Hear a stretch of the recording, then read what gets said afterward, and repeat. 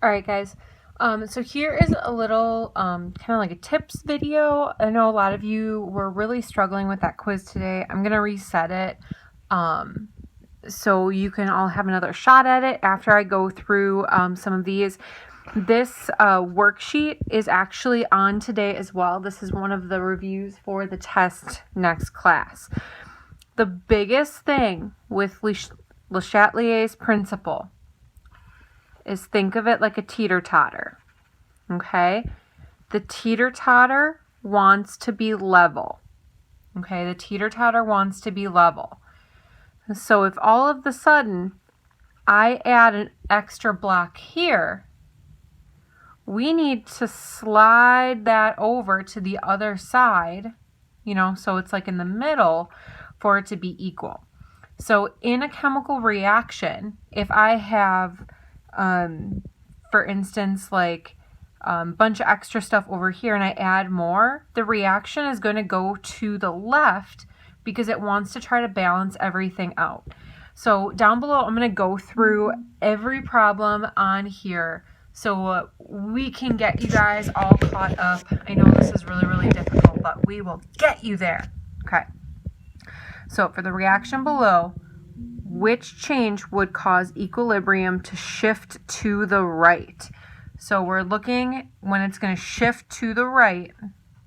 So which way is going to make it shift there? Okay, so decreasing the concentration of dihydrogen sulfide. So dihydrogen sulfide is that guy. So if the concentration of that goes down, then my equation is going to shift going this way to try to replace what we lost. If we lost something, my equation is going to shift to try to make more of what we lost. Okay, so it's not going to be this one. My next one. If I increase the pressure on the system, pressure only applies to gases and it applies to moles of gas. So here I have 1 mole of gas. I have 1 CH4. Here I have 2 moles of gas. I have 2 H2S. So on this side of the equation, I have 3 total moles of gas. Let's look at the other side. CS2, that's 1 mole.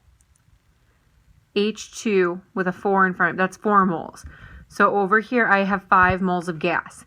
Gas is the only thing that can be compressed. So if I'm squeezing this as tight as I can, the equation is going to go over to where there are less moles. It's going to go from where there are more to where there are less. Think of it like a clown car, right? I have a clown car.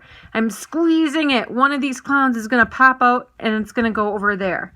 So that's going to make the reaction go to the right once again. So it's not going to be that one. The next one is increasing the temperature on the system. So here, nothing in here says anything about temperature, so we're going to let that alone for now. Let's look at the next one. Increase the concentration of carbon disulfide. So if I have carbon disulfide, that's that one right there. If I increase this, now I have a bunch of extra stuff over here and I need to get rid of it. So in order to get rid of it, that's going to shift my equation going over to the other side. So I know it's not D either. The last one, decrease the concentration of methane. Okay, this is methane right there. And if you didn't know that, you could have looked it up.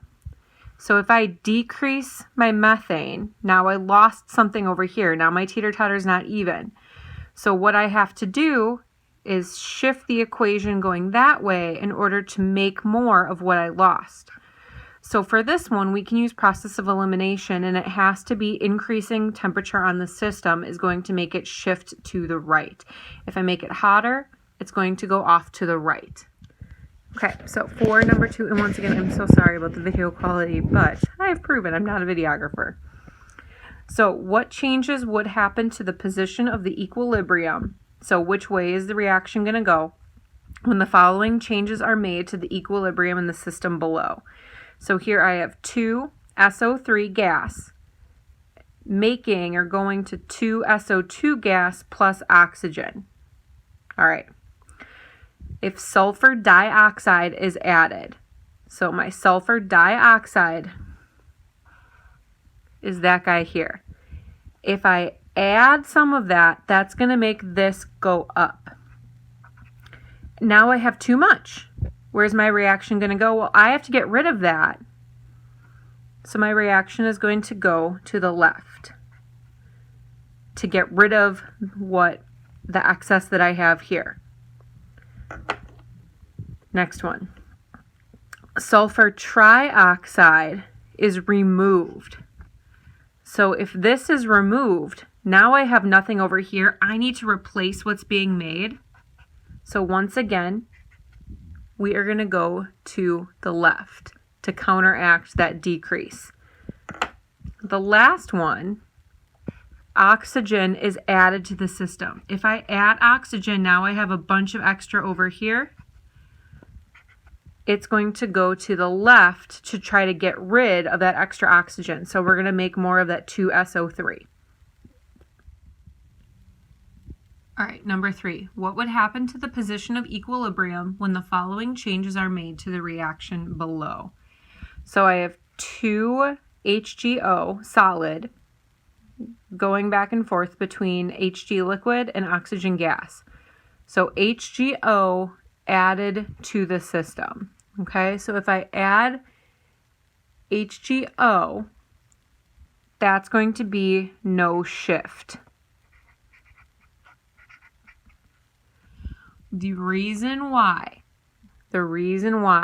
is because liquid and solid don't have an effect. However, on the test, I will not ask you guys a question about this, okay?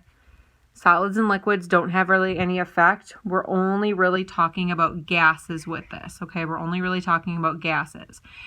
So if the pressure on the system increases, over here I have 1 mole of gas, and over here I have 0 moles of gas. So we're going to go to where there is less, and it's going to go to the left because this is really only having to do with gases. Okay, next guy.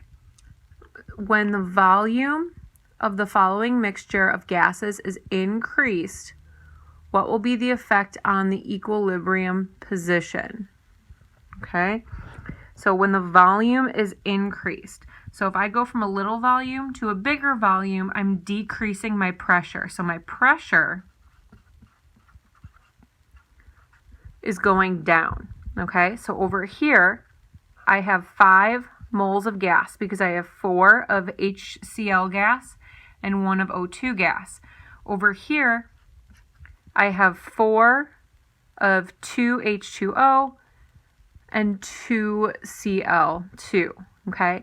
If my pressure goes down, we are going to favor or go to the left. We're going to favor where we have more gas, okay? So rule with pressure. When pressure goes up, we're going to shift to where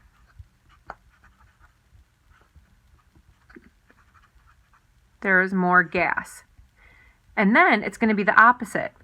So when pressure goes down, shift to less gas. I am so sorry. So when the pressure goes up, we're going to shift to where there's less gas. When the pressure goes down, we are going to shift to where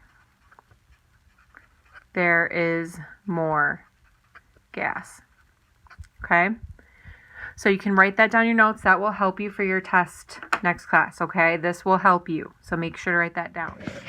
All right, so for these next ones, we're just talking about volume. So predict the effect of decreasing volume of the container for each one. So what we have to do is look at moles of gas. Here I have 2 and 1. So on this side I have 3 moles of gas. Here I have 2 and 2, so I have 4 moles of gas. So if I decrease the volume, I am increasing the pressure, It's going to go that way. Next one. 1 and 4 means 5 moles of gas. 1 and 2 means 3 moles of gas. If I am increasing my pressure, it's going to go from 5 to 3. And last one. Here, another color. I have 2 moles of gas, 1 and 1. And over here, I only have 1 mole of gas because this is a solid. So it's going to go from 2 to 1. If I was increasing the volume, therefore decreasing the pressure, these would all be opposite as per our rules up here.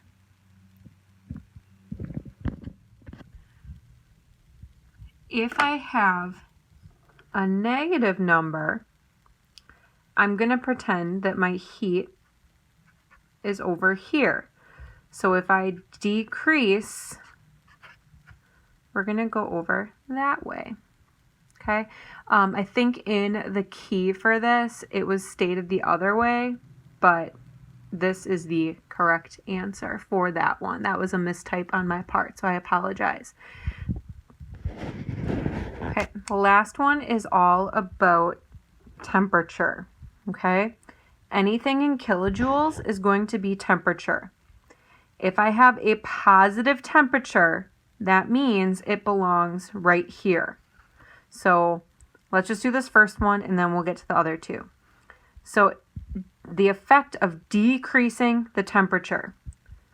So if temperature goes down, this first equation is going to shift over here in order to raise that temperature back up to where it was.